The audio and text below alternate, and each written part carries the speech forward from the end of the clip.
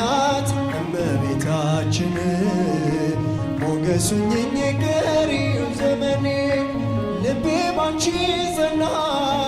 ከፍ ከፍም አለ በጠላቶቼ ላይ አፌ ተናገረ በማዳንሽ ሥራ ባሪያሽ ደስ ብሎኛል